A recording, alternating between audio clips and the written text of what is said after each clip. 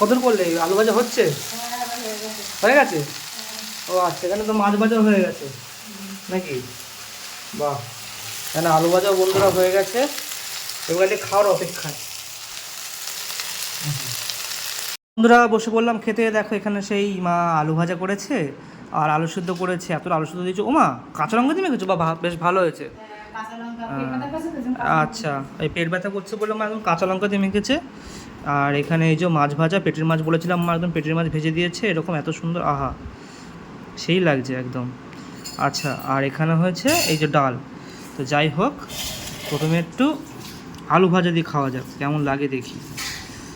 আলু ভাজা আর গরম গরম ভাত, মজাই আলাদা। আহা হা হা হা, মজাই আলাদা হবে একদম।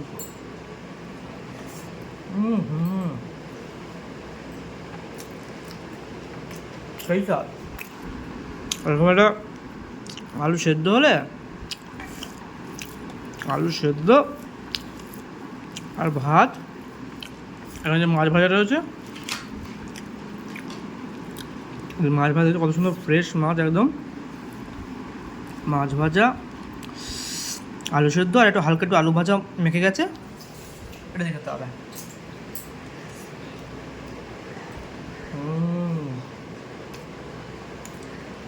অসম। কালকে অবশ্য পেটটা খারাপ ছিল বলে খেতে পারিনি, কিন্তু আজ সাধারণ খাওয়ার জন্য খুবই ভালো লাগছে। মাছ ভাজা, আলু সেদ্ধ, আলু ভাজা, ডাল লাগতোই না। রেডি মানে পুরো ভাতটা খেয়ে নেবো। ও মা, আলু ডাল এখানে অল্প ডাল দাও এখানে।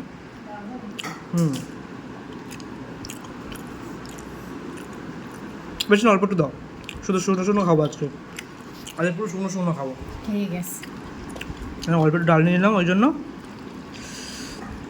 ডালটা দিয়ে এই যে আলু সেদ্ধটা আছে, গরম গরম ভাত আর গরম গরম ডাল, আর এখন গরম গরম কাঁচা লঙ্কা দিয়ে আলু সেদ্ধ মাখা, ঠিক এরকম নিয়ে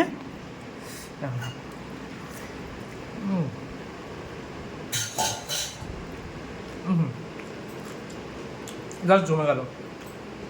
তো কারা কারা এরকম শরীর পরের দিন এরকম সিম্পল খাবার কিছু পছন্দ করো, অবশ্যই কমেন্ট করে জানিও। তেমন করার জন্য টাটা।